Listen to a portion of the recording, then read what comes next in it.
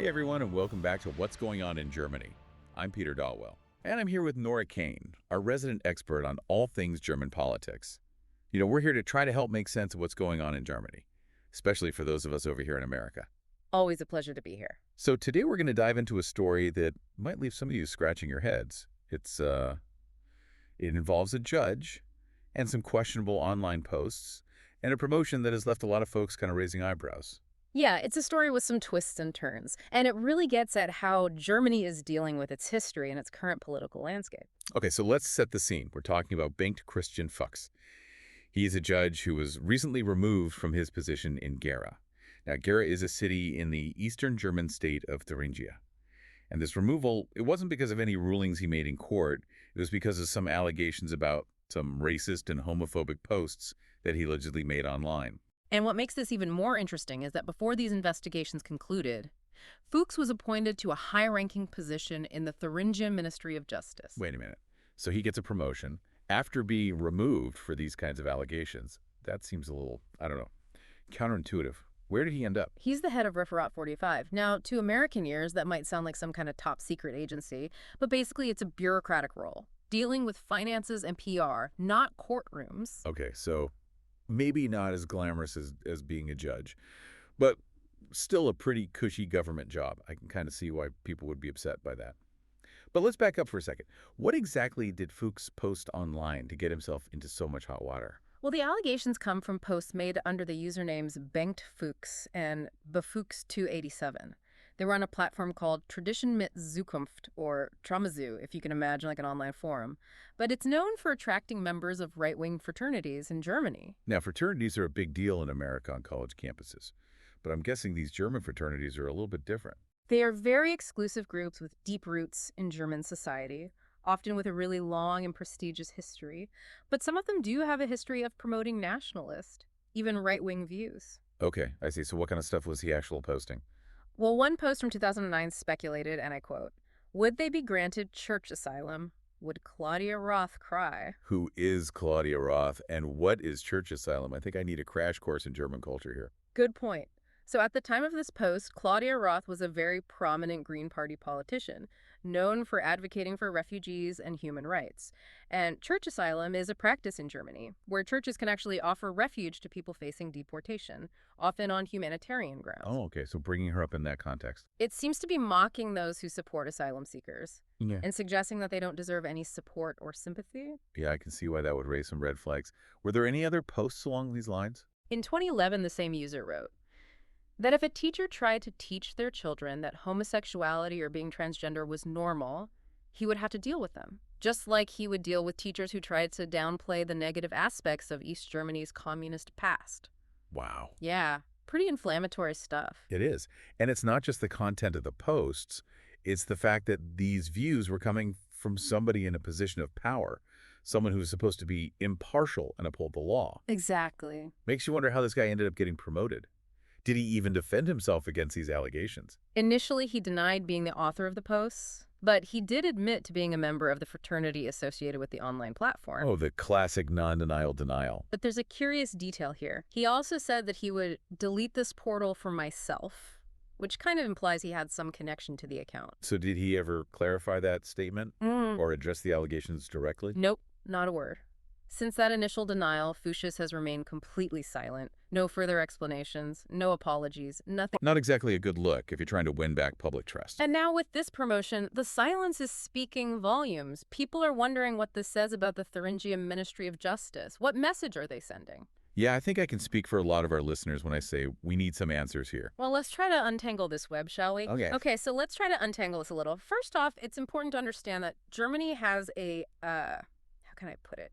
A very unique and sensitive relationship with its past, especially anything that even hints at Nazi ideology. Yeah, I remember learning about that in history class. Yeah. After World War II, Germany really made a huge effort to confront the horrors of the Nazi regime, to make sure that something like that never happened again. Exactly. They have a zero-tolerance policy for anything related to Nazism, displaying Nazi symbols, denying the Holocaust, engaging in hate speech. It's all illegal.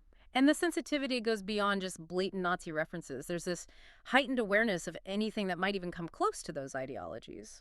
So are you saying that Fuchs' online posts, even if they weren't explicitly Nazi, they were still triggering those historical sensitivities? Precisely. That's why this whole case is so charged. It's not just about one judge and his questionable online activity. It's about what that activity represents in the context of Germany's history and its ongoing struggle to reckon with its past. Yeah, it's like those posts tap into a deeper fear, a worry that maybe those extremist ideologies haven't been fully eradicated. Exactly. And that fear is amplified by the fact that Fuchs was not only a judge, but he's now been promoted to a position within a Ministry of Justice. It's like, are those in power turning a blind eye to these potentially dangerous views? No wonder people are upset. It feels like a betrayal of everything Germany's been trying to achieve since World War II. And it's not just the public. Even some politicians have openly criticized the appointment. There's been a lot of pressure on the Thuringia Ministry of Justice to reconsider their decision. So there's still a chance Fuchs could be removed from this new position. It's definitely possible. Remember, the investigations against him are still ongoing. If they find enough evidence to support the allegations, he could face disciplinary action or even criminal charges. And even if he manages to avoid all of that, it sounds like his career has taken a pretty big hit. Oh, absolutely. His reputation has definitely been tarnished. I mean, it's hard to imagine him going back to being a judge after all of this, even if he wanted to. Yeah, it's like that saying, the internet is forever. Oh. Even if you try to delete something, it can come back to haunt you. Exactly. And this case is a stark reminder that words have consequences, especially in this age of social media. What you say online can have a real and lasting impact on your life, your career, your reputation. I think a lot of people, not just judges, need to hear that message. Absolutely. We all have a responsibility to be mindful of what we say and do online. Our words have power, and they can affect not only ourselves, but also the people around us. For sure. Well, this case has certainly thrown a wrench into the gears of German politics. But stepping back a bit, what does this all mean for our American listeners who are trying to understand what's going on in Germany? Well, this case really highlights a couple of crucial things about Germany today. First, Germany's past, especially the Nazi era, it still casts a long shadow. It continues to shape the country's political and social landscape in profound ways.